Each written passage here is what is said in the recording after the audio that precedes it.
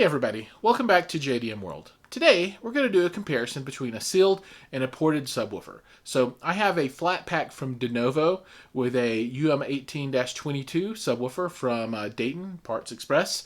And I also have a GSG Audio Design flat pack, which is a ported full Marty enclosure with the same subwoofer. So we're going to take a look at these two different subwoofers compared in my home theater. So I've pushed them close together, and you'll see some pictures of how I have them set up. And this should give a fairly apples to apples comparison. And we'll take a look at these using REW and a microphone.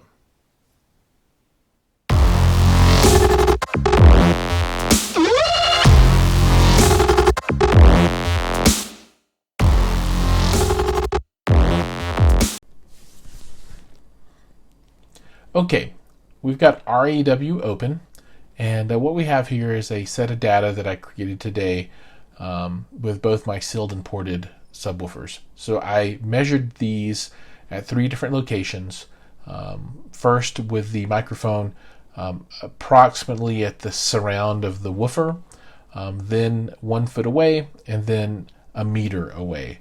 And I used a tape measure for this, so all of these measurements are plus or minus just a little bit. So I'm not trying to be scientifically precise, but I wanted things to be apples to apples. And the subs were sitting right beside each other, so the impact of the room gain should be very, very similar for both of them, although it won't be 100% identical, but probably 99.8% the same. So, ultimately we're going to show the comparison of the sealed versus ported, but what I'd like to do is walk through each of these first and show what happens as you move further away from the woofer. So let's start with the sealed first, and this is with the microphone right inside of the surround, right? I mean, it's right up very close to the cone, and you can see that this is your 20 hertz, and obviously this doesn't mean anything in a vacuum, but you can see that at 20 hertz.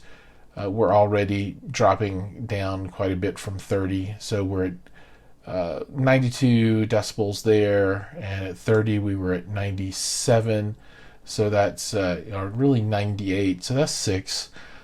So there's quite a bit of craziness going on here.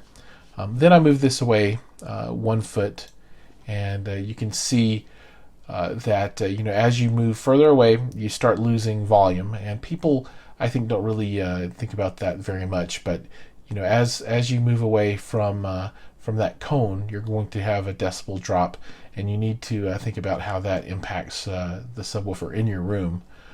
But you can see way down here at 12 hertz, you get a bounce, and ooh, look at that 10 versus 12. But a very similar curve, and then at 1 meter away, things get a lot different. You can start to see how the room really impacts things, right? So there's a pretty significant issue here around 90 hertz, or you might think about it as an issue at 70 and 98, and there's another hump here in somewhere between 30 and 40, around 30, 36, 37, and the farther you move away from the cone, the more pronounced these room effects have on your measurement and the performance of that subwoofer. Now let's move on over to the ported, and let's look at that. So this is with the microphone right up inside of the woofer, and I just to show the comparison, this is using the exact same channel of amplification, running with the exact same settings with the same channel in the AVR, right? So basically all I did was unplug the feed into the seal sub and plug it into the back of the ported. So there is no difference in anything except for the woofer itself. So this is the response that I got with the mic right up inside of the woofer. You can see things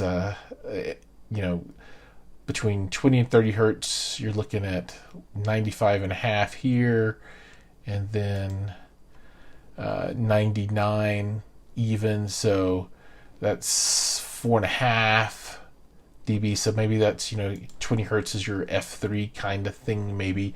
Although you've got this big hump again at 36, and then a big hump at 98, and then 89. Now, when this is playing inside of a full system, all of your other speakers are going to be playing down to probably 80, right? And you're going to start crossing them over here. So this stuff up here isn't terribly important, but I brought this up, the sweeps from 10 hertz to 130, because you're looking at up to 120 is that LFE information potentially coming off your movie. So I wanted to make sure that was included in this picture. So this is at this round. Then 1 foot away, let's see how crazy stuff gets as you start to bring the room into play here. So this becomes more pronounced, and up here there's a huge little notch. Down at the bottom, you start to see some bouncing down in this really subterranean area of 10 to 15 hertz. Really, I'm most interested in, can I drag this? Not really. I'm most interested in 20 to 100. So, 20 to 100 at 1 foot out, it's not bad, right? That looks okay, except for this dip here. And now we're going to go ahead and take a look at what this looks like a meter out. And for me, these subs are really, really close. They're near field to my listening position. So realistically, I'm probably a little less than a meter away from them when I'm seated. So my listening position is going to be somewhere in between these next settings. And you can start to see the room really have impact at this point, right? So, this dip down, there's I think I could benefit from some acoustic treatments here. And then you see another big bump down at this point at 17 hertz. Now, like I said, this 10 to 20 hertz stuff, I'm not terribly interested in anyway, as that I will be, turning on a high pass filter for my ported subs at 20 hertz. So you're going to get a 12 decibel roll off underneath 20 anyway. So this, like I said, is fun to look at, but ultimately it's kind of meaningless. And then also up here. But if you look at this, there's a humongous bump right here at 70. So that that could probably deal with a little bit of correction, and then maybe some acoustic treatments would help here. But other than that, you're looking at kind of a midline, I think about right there, and so that would be, just call that 83 decibels. So you're up just 1 1/4 there. Here you'd be up almost 3. Here you're down about 2. So I think that's kind of a good spot to tune to. The decibel rating obviously is dependent on where you're measuring it and that kind of thing. But I think we could probably achieve a pretty flat response through here. Now, so that's looking at each one in isolation. Now let's do a little comparison shopping here. So we're going to turn on the sealed, which is in this reddish color, at the surround, and then we're going to turn on the ported at the surround, and we'll be able to see the difference in these two woofers, right? So now the ported is in the yellow, right? So this is top here. So starting at about 30, what's that, 34 hertz, 33 hertz. It is a good bit louder, I guess you would say, than the sealed. So here at 26 hertz, we are at 98, just call it 98.5 on the sealed, and 100.1. So we're up a little bit. Yeah, just a decibel or two. Down at 20 hertz, we're at 92.6 versus 95.8. So that's a good 3 decibels right here of improvement just due to enclosure, right? So that's all there is in difference here is the enclosure. So from that 30 hertz down, You get good response using that ported enclosure as compared to the sealed, and then it crosses back over at 17 hertz, and then that seal box bounces way down by the time you get down to 15 and a half or so.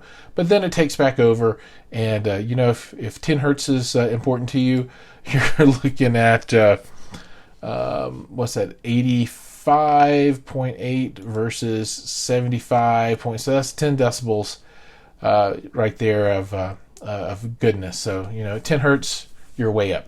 Now let's compare these at a foot away, which again really isn't terribly useful information, although it's interesting to do the comparison. So in the low end, the ported sub is doing quite a bit better here. I mean, you at 20 hertz, you're up, just call it 89 versus 83. So you're up 6 right there. The farther you move away. Now you can see that the sealed is performing a little bit better when you get into the higher range. But I think this, for me, this really is really important from kind of 40 down to 17 or 16, and the ported is just on box, giving you a good bit of love there because everything else is identical. And now I think a more meaningful measure, especially for me, is this 1 meter comparison. So let's compare these at 1 meter. All right, so that's your sealed and then your ported, and all the way from 35 down, it's a lot bigger, right? At 20 hertz, you're 82.6 versus 67. That's 12 and a half decibels of difference in sound. I mean, that is a humongous gap. And then each of these is two decibels, right? So anytime you get to 1.5 of these things, that's an appreciable difference. That's to get that 3 decibels out of a single woofer, you had to double the power, right? So here you're looking at, that's twice the power, like 4 times the power to get to that same kind of situation. Now, this up here is some crazy business that I'm gonna have to figure out in the room. I mean, that is a huge dip. And then the sealed, it rolls down, or the ported rolls down. No, that's the sealed. Let me make sure what I'm looking at here. Yeah, that's the sealed, and it bounces back up. So that's interesting down here at the very bottom too. But I think in general that ported response that everyone is interested in really takes off right there. Now, finally, we're going to look at what happens when I have both of these going. Now, and this starts crossing into the territory of bass management and how you tune these things, and that's a little bit out of scope for this conversation, and this is going to probably look really bad, right? And so this was measured at 1 meter. So this is what it looks like with both of them playing together, with me not trying to fix anything at all. And then let's compare these, just the ported by itself. So you're getting a little bit of extra love. So you're getting 1.5 decibels down here at 20. At 30 hertz, you're popping 4 decibels difference. This is 3 here, so that it's summed up pretty good for anything starting at 20 hertz and moving up. Really is the area at which we want to target. And this is without a high pass filter on the ported sub. Now, when I turn on the high pass filter on the ported sub, it looks more like this. So there's actually, and it's kind of crazy because there's less output, and so there's some tuning that needs to happen here.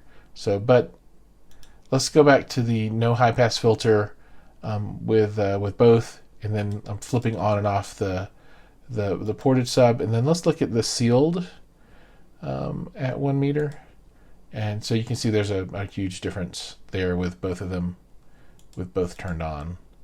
So with both of these guys at 20 hertz, that's 4, 8, 12, 14 decibels. So pretty big. But gosh, this thing right here, that's some room and maybe some phase, and yeah, this is going to be an interesting nut to crack as I start looking at how to integrate these two together and move them around a bit. And then I also have two 15s at the front of the room. These are all in the back that I'll want to integrate as well. So that'll make things even more complicated. But I think this shows that fairly definitively the ported box is going to give you more output. Is that enough to make you go ported? Everybody will have a different opinion. Sealed versus ported is a holy war, but for the full Marty versus the sealed, this is a very direct comparison. The same driver, the same amplification, the same cabling, the same source. Literally, the only thing different was the sealed versus the ported boxes, and they were right beside each other. So and a foot and a half of space. So thanks for watching. Hopefully this video has been informative and useful for you. If so, please like, subscribe, and hit that bell so when you'll see when I have new videos drop. But the subscription is the big part. We're getting close to 1,000 subscribers right now, and that is my first goal. And hopefully this will help put us over the edge. Thanks, everybody.